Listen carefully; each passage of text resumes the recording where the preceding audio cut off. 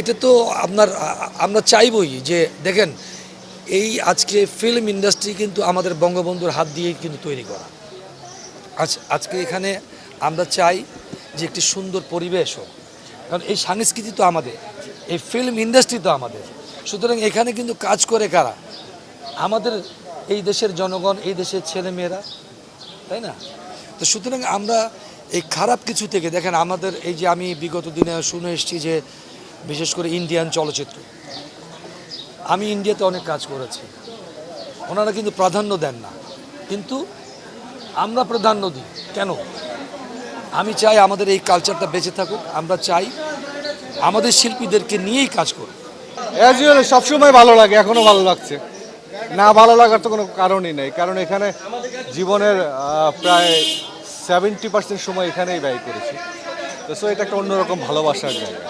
না এখনও দেওয়ার সৌভাগ্য নেই, এখন দিব আর কি। আমার কাছে তো খুবই ভালো লাগছে যে বহিরাগতের সংখ্যা খুবই কম, এবং বিশেষ করে আইন শৃঙ্খলা রক্ষাকারী বাহিনীর সদস্যরা গেট থেকে এই পর্যন্ত যেভাবে সিকিউরিটি দিয়ে যাচ্ছেন, সত্যি তাদেরকে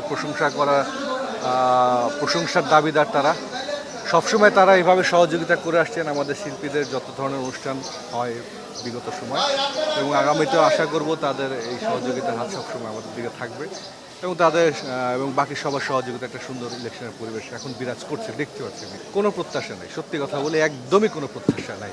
কারণ কি, এত বেশি প্রত্যাশা করাটা ঠিক না, কারণ এটা এমন কোনো বিগ ইলেকশন না যে এদের কাছে এরা ভোট দিয়ে পাশ করার পর এটা ব্যাপক পরিবর্তন নিয়ে। ওই যে আরেকটা আসতেছে তো, একটা শেষ হয়ে যেত তারপরে নিতা শেষ হয়ে যাক।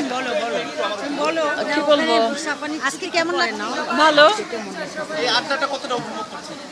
উপভোগ করছে দেখে তো বসে আছি। আমরা যোগ্য ব্যক্তিকেই ভোট দিয়েছি, দেখা যাক রেজাল্ট দেখার পরে বুঝতে পারবো।